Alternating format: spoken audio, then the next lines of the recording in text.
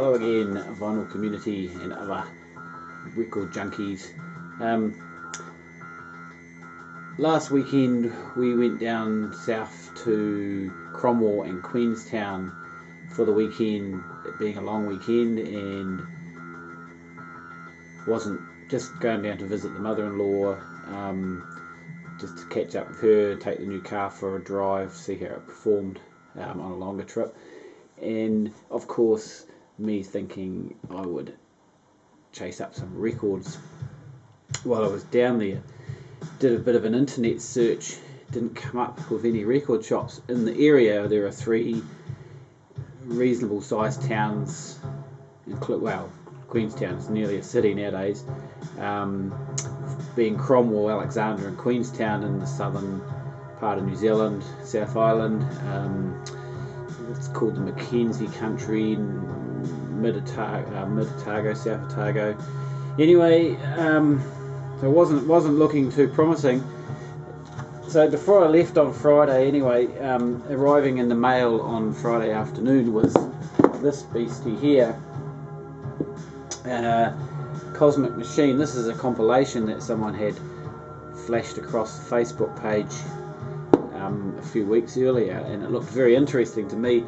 Description across the top says a voyage across French cosmic and electronic avant-garde 1970s and 1980s, and there's a pretty cool picture in the middle there. This is actually what's playing in the background. As I say, it's a compilation. Most of the bands I wasn't really familiar with at all. Helden is one I've heard of, because I know Roger, if you're watching, you have shown some Helden records, but the rest of them really not familiar with. Richard Pinus, Grand Prix, the Peppers, Araxis, I can't even say that, Anarchic System, Perry Chauffeur, Video List, Roger, and a few others with French names that I'm not going to try and pronounce. Anyway, so with that description, I was thinking along the lines of something like, music concrete, French avant-garde, either Igor Wakovich, and a couple of other French records that I have, which are pretty out there, but from an electronic point of view. It's not like that, as you can hear in the background, and this is not necessarily the best example, but a lot of it's actually quite funky, mutant disco. There is a wee bit of avant-garde in it, but it is quite, it's got good beats. Some of it's quite catchy. Saying that, it's pretty, it wasn't quite what I was expecting, but it is bloody good. It is a very good record, and I'm glad I got it. It wasn't the cheapest thing in the world to buy, and of course I had to get it imported here through the mail, so that added to the cost. But after a couple of listens during the week, I have really impressed with it. I've actually got, this is the sequel, the second volume. There is a first volume on its way, and James made the comment that the first volume is probably more along the lines of what I was expecting, so I'm really looking forward to getting my hands on that. So unfortunately, because there are no record shops, there are not even any CD shops in Queenstown, Cromwell or Alexandra, I had to resort to going around all of the thrift shops and second-hand shops and seeing what they had, and most of them had records. First stop was, of course, Mayfield, which is where I'd been last time, and picked up some records which I've shown, and they have a pretty large selection of second-hand stuff, but most of it is just absolute trash, as you'd expect from those sort of shops. But they did have some new records that weren't there last time I went, and also some I might have missed last time, so I have picked up some, but I'll get back to those in a minute. So we stopped in Geraldine. There was an antique type shop there that had a box of records. Unfortunately, there was nothing in there. There were two shops in Cromwell that we went to. Again, both had boxes of records and CDs. Again, nothing of interest there, unless you're into horrible old country music and people doing covers of pop songs in a jazz way, and lots of really just stuff that just doesn't interest me at all. And that, unfortunately, as we all know, that's pretty much the main fare of those sort of shops. Queenstown, we found one shop that had records. Did the second shop have records? I don't recall. Oh, they did. They had a couple, but they didn't really have a box. But the first shop had a box, 2 or 3 boxes actually. But again, nothing of interest at all. And then finally, back in Cromwell, they had a massive book sale, second-hand book sale at a bowling club hall, and I found they had about 5 boxes of records, LPs, fairly well stocked, but again, just nothing of interest at all. The only thing that even vaguely caught my fancy there was a Marty Robbins record, I think, which was in the 1001 records to listen to before you die. And I know it's pretty much country music too, but I was tempted by it, but I pulled it out, and I know they were probably only going to cost me $1, but I pulled it out, and the record was in such bad condition it wasn't even worth looking at. Okay, so getting back to the Mayfield shop, there had been some records come in and a bunch of CDs actually, and I think what the lady said is some woman's son had disappeared overseas, and she had basically given the shop his collection of records and CDs, and there were several CDs that interest me, and none of them had CDs in the cases, so they had not bothered to go through the box and check them out. But the box of vinyl that came in actually had a couple of things, and I might as well go through them first. Sorry, it had one thing that interests me, and that was this, Flock of Seagulls. This is an album that I picked up on hearing it. There's, what was the song? I Ran, that's right, I Ran, which was a big hit for them back in the 1980s when I was a young fella, and I actually bought the album on the strength of that back in the day, and this is the first time I've had a copy of it since my record collection got sold, and hasn't particularly, I mean the condition, the record's actually reasonably good, just for $1, but yeah, hasn't aged all that well, to be honest. Also I picked up there, and I'm not sure whether I missed this last time, it was in the back of the shop with the rest of the records. This is a companion to the other volume that I picked up there, the Loxing Golden Discs. This is the 1971 version. So this is a New Zealand compilation from that time, of all sorts, and it's got a fairly good selection of tracks here. I actually haven't listened to the second side, but there are some interesting tracks by bands like The Chapter and Timberjack and Farmyard, and the Quincy Conserve, who I know quite well. So yeah, I thought, what the hell, I'll get that to back up with the first volume.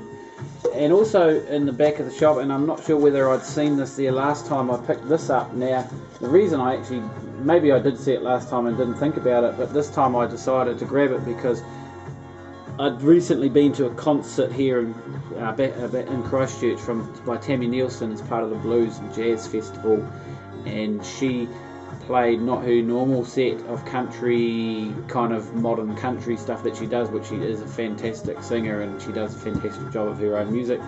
She did a concert kind of tracing the history of gospel blues, mostly more gospel tinged, but the gospel and the blues and how they were combined especially. And so she did tracks she opened with a track by Howling Wolf, she did tracks by Ray Charles, she did a Blind Willie Johnson song, she did Mavis Staples, and she also did this lady Mahalia Jackson. She did one of her tracks. I'd heard of Mahalia Jackson, but I really never wasn't familiar with her music, to be honest. This album here, The World's Greatest Gospel Singer, what research I've done is, I can't actually find this version with this number on it on Discogs, but this album was released in quite a lot of different versions. From what I can gather, according to there's a little stamp on the back that says September 61, so from what I can gather, this was actually the New Zealand issue from 1961. It cleaned up beautifully actually after putting it through the cleaning machine. This is on His Master's Voice, New Zealand imprint. Yeah, so this is a compilation. Most of the tracks sound like they were from her earlier in her career, maybe in the late 30s. I think she kicked off in the mid 30s, and 40s, so it sounds to me like the compilation was collected from a bunch of old 78s that has that kind of very older sound. Not as old as some of the old blues that I've heard sound, but anyway, but certainly from that time. And then the other record they had there was this one here, Newport 1958, Mahalia Jackson, and this again is an Australian New Zealand release.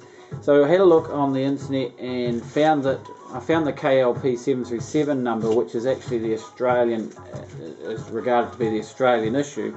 It's on Coronet Records, which is the Australian label that distributed CBS records from in the mid-60s, I think it was. So Coronet, yeah, was a label that was around for a few years, and they have an interesting label. And from what I read on Discogs, this hexagonal label is the only hexagonal center label that's ever been done, and it's pretty cool looking. So, and as you can see, I don't know if it'll come up on there, but the vinyl is absolutely stunning. It was pretty grubby when I got it home, but I put it through the VPI cleaner with Mr. Moon's cleaning fluid, Keith Moon's cleaning fluid, and it's just come up absolutely stunning. It's nice, heavy, quality vinyl, and the surface noise is almost non-existent. It is absolutely stunning for a record that came out in 1958, as far as I can tell, according to Discogs, and I mean that was when it was recorded. It's an absolute stunning record, and the music quality, the woman is a phenomenal singer. The music is bluesy, gospel, and yeah, it's just fantastic. It's a highly rated record. I mean, it's not exactly unknown, rare, I should say. Anyway, I got desperate while I was down there to get some records, and seeing as there was basically the only record shops around were the warehouses, which for you overseas guys don't know, it's kind of like New Zealand's version of Walmart. I'd actually seen these albums around in there's reissues in the warehouse. Sorry, get all twisted up. I'd seen these albums around. I actually have a compilation with a lot of this music on CD, but these are fantastic. Yeah, this is Grievous Angel with Emmylou Harris, Graham Parsons, as we know, people are pretty familiar with this. So this is a reissue from 2000 and doesn't tell me. No, it doesn't say. I'll have to look it up on Discogs sometime, but no, it doesn't say when it was reissued. Fairly recent, I imagine. It's on Reprise. Is it Reprise, this one? Yes, it is. Yeah, so this is really good. So I am really liking that. And then the other one, again, I think this is the first one he did, GP. This is a gatefold. Yeah, I just love this. It's absolutely stunning. Yeah, really brilliant. Glad I got those. And finally, in the mail, an album from a local New Zealand band, actually from Christchurch, I think, possibly.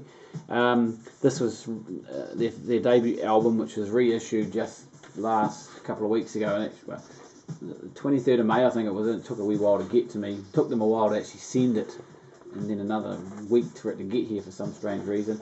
So Yumizuma Yonkala.